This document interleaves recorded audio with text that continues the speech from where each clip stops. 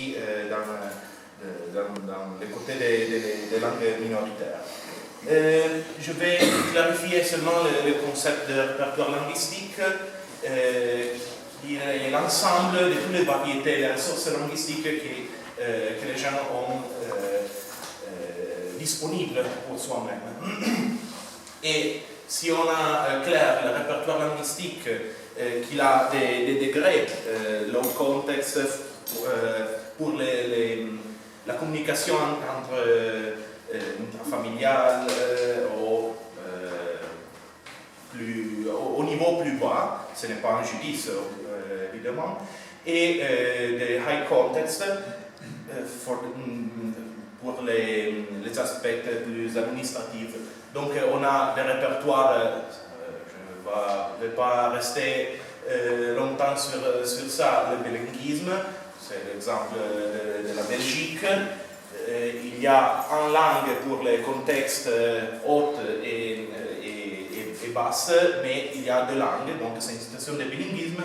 Opposé à la diglossie, il y a une langue qui est seulement dans le contexte haut et une langue qui est seulement dans le contexte bas. Par exemple la Suisse alémanique. Pour l'Italie, on utilise le concept d'Ilaria, qui a été pensé par Berluto, qui est la combinaison de langues dans lesquelles la variété A, par exemple l'italien, peut également occuper les domaines d'utilisation de la variété B. Donc c'est la situation de presque toute l'Italie. Il y a l'italien qui va couvrir tous les deux le contexte, high et low, et les dialectes, les variétés minoritaires, les autres variétés qui vont occuper seulement la partie plus basse du répertoire.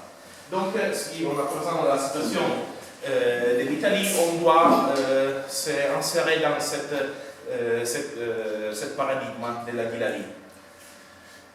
Le répertoire peut être aussi surchargé, selon une définition sovraccarichi, selon une définition del Negro Iannacaro. C'est l'exemple des Issim en Valle d'Aoste, dans la vallée du Lys, où il y a l'italiano dans les contextes hauts et bas, aussi le français seulement dans les contextes hauts. C'est une simplification, évidemment, parce que peut-être qu'il y a des gens qui ne vont pas utiliser l'italien dans les contextes bas, mais ce type de répertoire vont présenter toutes les possibilités qui sont dans le répertoire d'une communauté. Puis il y a aussi le teach, la variante valser d'Issim dans les contextes bas, mais aussi le franco-provençal et le piémontais. Donc, si on a 5 codes linguistiques, et puis peut-être aussi l'anglais ou l'allemande, oui, j'ai oublié qu'en théorie, à Issim, il y a au Gressoney, il y a aussi l'allemande dans les contextes hauts, parce que dans l'école, on étudie l'allemande et c'est la langue des cultures anciennes ou désidérées peut-être, mais c'est aussi partie du répertoire. Donc il y a des répertoires dans les contextes minoritaires beaucoup surchargés. Ça, c'est une modalité de présenter le répertoire linguistique du côté du Piémont et de la vallée d'Aoste. C'est fait par Regis. Et pour le lire, on va considérer le high context. Dans le Piémont, il y a seulement l'italien. Et dans les contextes plus bas, il y a le piémontais et le franco-provençal. Mais si on voit entre les deux, dans le contexte low, il y a aussi le piémontais, c'est au niveau de prestige, pas d'utilisation, plus haute que le franco-provençal. Le piémontais, c'est la langue des politiciens locaux, ou du marché, des villeggianti, des touristes. Et donc c'est un contexte de prestige, ce n'est pas un judice, c'est prestige sociolinguistique plus haut. Pour la vallée d'Aoste et il n'y a pas une ligne continue parce que les interférences sont beaucoup et sont nombreuses. La Dilalia est un répertoire qui est beaucoup mélangé, mélange beaucoup les codes. Pour la Vallée d'Aoste, on va présenter la même situation, mais avec le français au niveau plus haut, entre parenthèses, parce que la situation du français c'est plutôt compliqué en Vallée d'Aoste, mais ce n'est pas ça la place pour le dire, et pas moi, le spécialiste sur le français en Vallée d'Aoste. Et il y a au niveau plus bas le franco-provençal et dans quelques endroits de la basse vallée aussi le piémontais. Mais le piémontais c'est au niveau de prestige sociolinguistique plus bas que le franco-provençal. Donc ça c'est la situation du répertoire linguistique en Vallée d'Aoste et en Piémont pour les contextes franco-provençal. En Italie, on utilise beaucoup de mots, de synonymes pour définir les minorités linguistiques, les minorités alloglottes, les langues locales. C'est le même concept qui a beaucoup de noms. Les minorités alloglottes sont aussi définies parce que sont distinctes du système de dialecte italien. Et ça, c'est la définition que l'État a utilisée pour rédiger la loi 482 du 99 qui a été présentée par Fabio. Donc, les langues minoritaires reconnues par l'État sont des minorités alloglottes, donc distinctes du système des dialectes italiens. Ce ne sont pas des dialectes italo-romans, mais gallo-romans, ibéro-romans, il y a le catalan en Sardaigne, ou grec, ou des autres dérivations généalogiques, linguistiques. La loi, mais je vais plutôt rapide, a beaucoup de problèmes. Teresa elle a présenté les applications concrètes, problématiques par la loi. Fabio a présenté les contextes plus juridiques. Et par le contexte linguistique, il y a un problème qui les critères d'inclusion et d'exclusion de la liste posent des problèmes parce que dans les minorités reconnues par la loi italienne, il y a aussi le friulan et le sarde qui sont des variantes italo-romanes du latin. Ils ne sont pas des systèmes. Oui, quelquefois, quelqu'un dit que le friulan est une variante réto-romane, mais ce n'est pas le cas. Parmi tous les linguistes sont d'accord à considérer le friulan comme une variante italo-romane et aussi la sarde. Mais sont insérés dans les minorités linguistiques. Les garanties introduites sont beaucoup en théorie, au niveau scolaire, universitaire, politique, onomastique, mais nous avons déjà vu avec Fabio.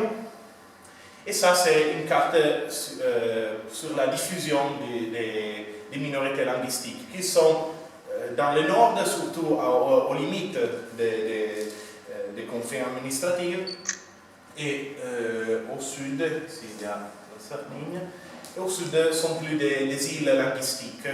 Ici sont aussi considérées les variantes gallo-italiques qui ne sont pas précisément des variantes alloglottes, mais sont alloglottes, pas généralement alloglottes pour les contextes, parce qu'il y a des dialectes siciliens à côté des dialectes gallo-italiques qui appartiennent à d'autres systèmes. Ici, c'est la situation en 2022, mais ça n'a pas changé dans 2023, sur les Piémont, Turin là, et là, sur les communes qui sont autodéclarées appartenant à la minorité franco-provençale. On a vu que la loi permet de se autodéclarer par le conseil communal, pas par des autres. Qu'est-ce que c'est le petit coin là-haut à Carema. droite? Ah, ok. Oui, oui, c'est près, là c'est Val d'Aoste. D'accord, d'accord. Val d'Aoste. Et la loi prévoit le principe d'autodétermination et on voit qu'il y a des trous, il y a des places qui non sont des communes qui ne sont pas reconnues, considérées franco-provençales, mais où la langue est parlée historiquement ou maintenant. Et il y a une partie à l'est où il y a des communes qui sont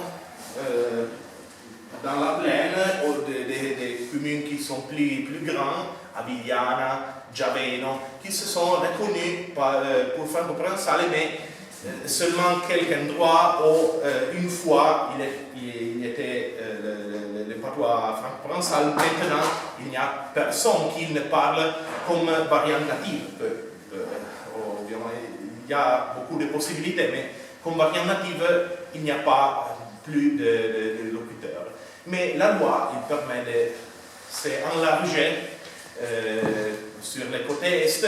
Il y a une prolifération de demandes. Castagnoles-Piemonte, c'est une commune dans le Pinerolais, donc ici, dans la plaine, et elle a décidé de se considérer franco-provençal. Personne n'a dit rien, mais c'est une chose très particulière. Maintenant, dans les cartines du franco-provençal, on n'ébute jamais Castagnoles-Piemonte, parce que c'est comme, je ne sais pas, Bordeaux qui va se considérer occitan, au franco-provençal. Occitan pareil, peut-être même, mais franco-provençal. C'est seulement une déclaration politique. Donc il n'y a pas de droit, il n'y a pas d'avantage. Oui, il y a d'avantages économiques, mais je ne sais pas maintenant, il y a un petit peu de financement, comme on a dit. J'ai la réponse. Les communes, les maires ont PIC quand il y a été la possibilité de se nommer franco-provençal. Les communes, les maires ont pensé, ah voilà, nous avons beaucoup d'argent maintenant. Et oui, d'argent pour faire des activités pour les franco-provençal, pas d'argent en général. Mais maintenant, sont déclarés franco-provençal. Aussi, si on perd de l'argent, parce qu'on ne peut pas faire des activités sur les franco-provençal. C'est ça la raison. Et à propos des villages comme Avigliana, etc., j'ai le cas de Lanzo. Lanzo n'est pas en commune franco-provençale parce qu'à Lanzo, la population parle en bœuf torinese, en piémontais. Mais c'est le capoluogo, c'est le lieu central pour les vallées. C'est pour cette raison-là qu'il s'est nommé franco-provençal. Et je pense que Giaveno aussi, pour la même raison, s'est nommé. Mais aussi Sousa. Sousa, c'est ici, et il y a beaucoup de gens, Terracini, dans le 19e siècle, disait Sousa est presque piemontesisé, è presque piemontesizzata, utilise. Mais maintenant, Sousa est le centre. On ne peut pas ne pas considérer Sousa du point de vue de la loi. Et donc, Sousa appartient à la minoranza franco-provençale et seulement quelques endroits et les gens plus anciens parlent encore. Mais seulement parce que c'est le centre de l'activité des vallées, seulement pour ça. Et Lanzo, par exemple, va hospiter beaucoup des activités qui sont faites dans les vallées pour ne pas perdre par les petits maires. Lanzo s'occupe de centraliser un petit peu les activités. C'est seulement pour ça. Bon, scusa. Moi, je vais vous présenter trois paramètres, trois typologies pour considérer la vitalité des langues minoritaires qui sont utilisées par exemple, par Brenzinger et Tali, c'est le groupe de recherche de l'UNESCO, qu'ils ont trouvé 6 paramètres pour mesurer la vitalité d'une langue. Il y a des paramètres numériques, mais plus ou moins, le nombre absolu de locuteurs, la proportion entre le nombre de locuteurs et les autres populations, et la transmission intergénérationnelle. Puis il y a aussi des jugements qu'on peut les faire à propos de l'attitude de la communauté envers la langue minoritaire, les domaines linguistiques où est utilisé et les degrés de protection législative.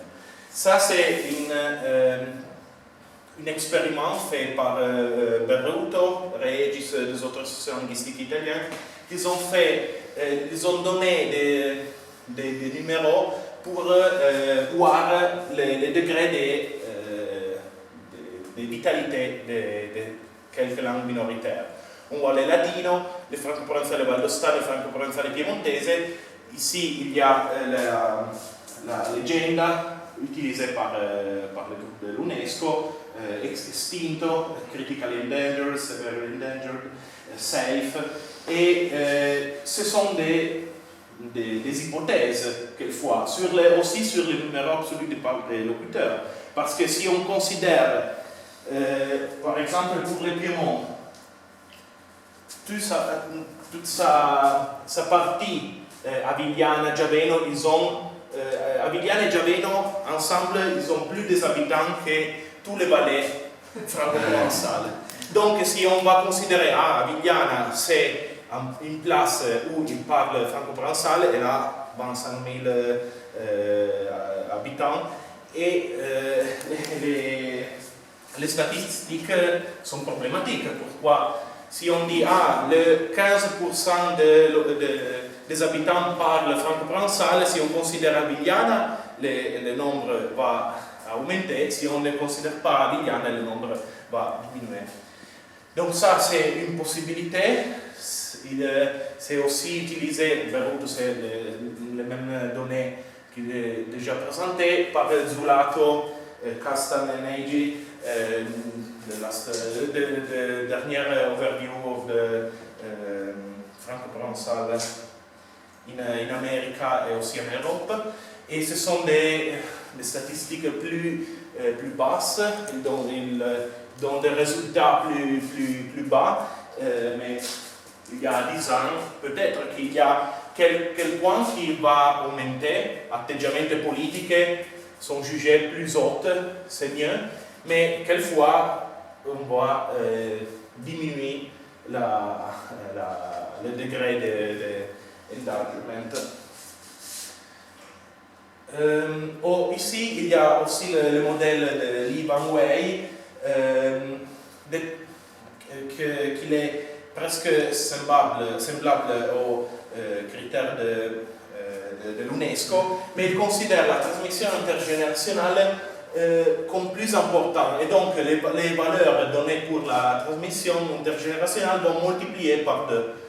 Et donc, les résultats, dans les résultats, la transmission intergénérationnelle est plus importante. Puis, il y a aussi le numéro, la tendance et les domaines d'usage.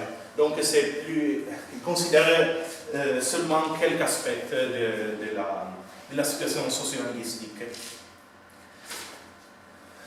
Puis, il y a un problème de synonymes, parce que il y a le nom plus utilisé en Italie, c'est dialecte. Et si on ne va pas utiliser le dialecte avec un sens négatif de judice, c'est un terme qui est opposé à la langue seulement par des critères sociolinguistiques. Il y a les minorités linguistiques, on a vu que ce sont des variétés parlées en Italie, mais qui n'ont pas de rapport généalogique avec l'italo-romain. En France, il y a langue régionale, langue dite régionale, ma suggéré Fabio, et il a aussi parlé dans sa présentation, et langue locale, qui est une proposition utilisée aussi par tout le monde, et il y a le nom de lingua et pas de dialecte. Donc les différences entre tous ces synonymes qui sont aussi patois, évidemment. Et ce sont, si on n'utilise pas avec des judices, mais seulement par des critères linguistiques et sociolinguistiques, on voit que la différence entre langues, entre langues standards, j'ai changé après avoir parlé avec Fabio parce que je n'ai pas introduit une définition de langue, mais la langue standard c'est la langue nationale. C'est la langue du pouvoir, je le sais, mais c'est un concept qui est partagé partout. Une langue standard, c'est ça. Le franco-provençal peut devenir une langue standard. Le catalan est presque une langue standard dans ce moment ici. Une fois, peut-être qu'elle est plus similaire à une langue locale. Mais les critères sont seulement sociolinguistiques. Un concept relationnel. Il y a le standard et une opposition à celle-ci.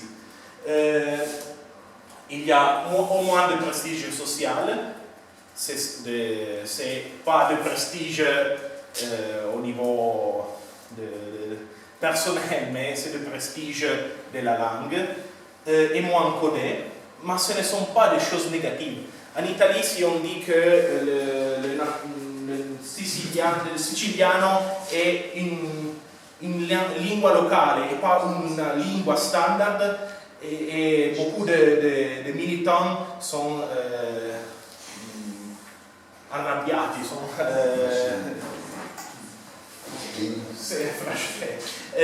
mais si on considère seulement cet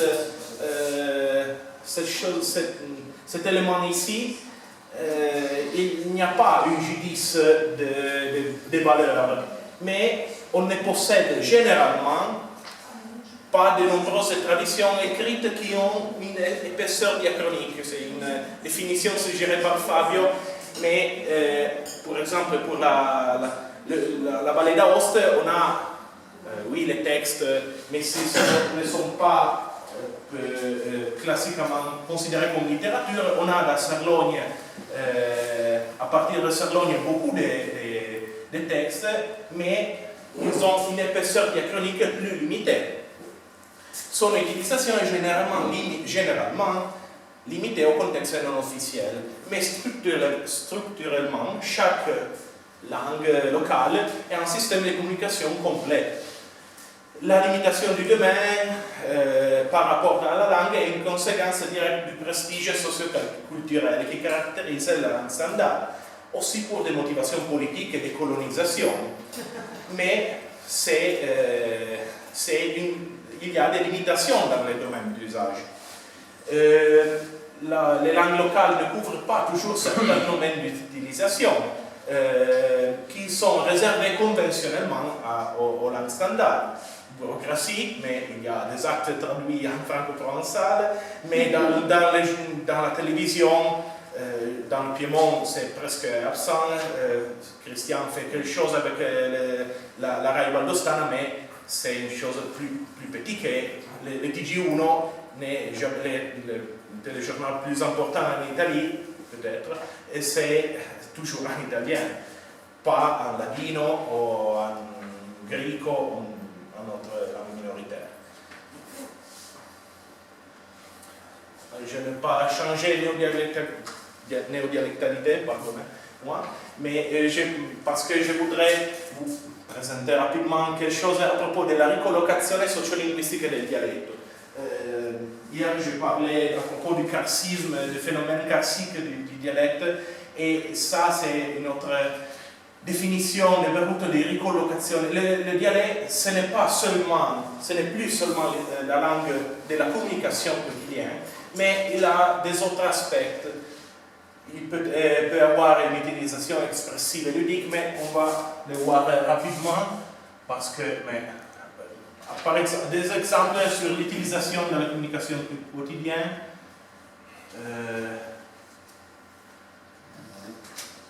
Mais je ne veux pas.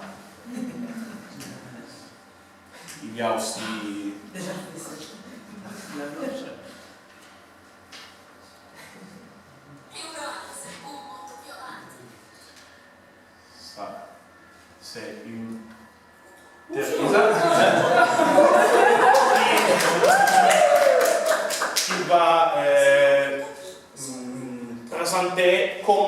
faire une réponse à une réclame. Et c'est l'usage du patois dans la communication quotidienne. Il y a aussi notre acteur très important.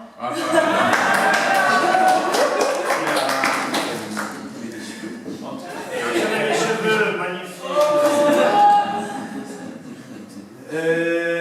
Pour l'utilisation expressive et ludique, je vais vous seulement présenter le contexte de Servus Lido. Qu'ils ont fait une traduction, ils ont fait beaucoup, 6 ou 7 traductions de chansons en patois ou des covers de chansons trap ou reggaeton ou des autres choses plus près de la trap. Et ils sont tous locuteurs, ça n'importe pas, mais cette utilisation du dialecte qui fait dommage pour Thérèse et Andrea, il y a seulement 5 visualisations et presque 20. On a fait quelque chose de plus... Et Servus Lido a 69 000 visualisations. Ce n'est pas un judisme, mais c'est un fait. En fait, on voit que cette représentation plus ludique, expressive du dialecte, du patois, des langues locales,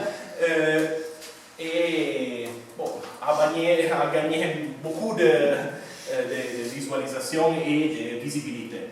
Je peux ajouter que cette personne au maillot assez coloré et tout le reste, c'est un très sérieux enseignant d'école. Cette année, a été mon collègue. Il y a une utilisation symbolique identitaire. Moi, je vous présente seulement le Budalfin, c'est le groupe plus important et plus productif du côté occitan du Piémont, qu'ils font de la musique aussi pour de la musique en occitan, aussi pour se présenter comme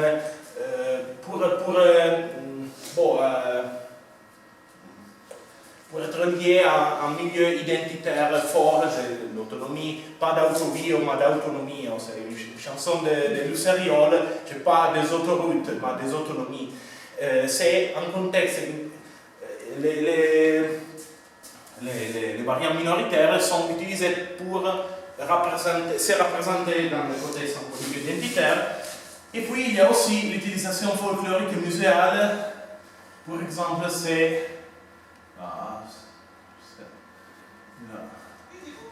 c'est la Festa Valser a Ornabasso. À Ornabasso, c'est du nord du Piémont. On utilise, il y a 200 ans, il n'y a jamais personne qui parle Valser. Mais ça, c'est la fête Valser a Ornabasso. Urnafache, il y a des langues Valser, mais peut-être que ce n'est pas des communications quotidiennes, oui, peut-être qu'il est une utilisation symbolique et identitaire, mais aussi folklorique et muséale. Ils ne sont pas des judices, c'est seulement une modalité d'organiser les différents éléments de la langue. Ça, ce sont les dernières choses. Pour le côté occitan, la Sabacodoc, c'est, je ne sais pas, c'est un restaurant. Mais le terme oc, c'est beaucoup attractif par la publicité dans les vallées occitanes. Il y a beaucoup de tavernes d'oc, parce que c'est un nom qui va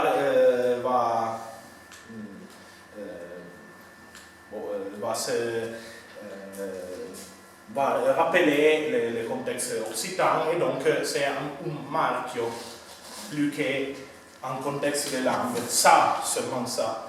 Ici, il y a le bar Lo Solazzo qui fait des spécialités siciliennes, c'est très original, à la salle. Et bon, c'est un contexte, ce n'est pas ça.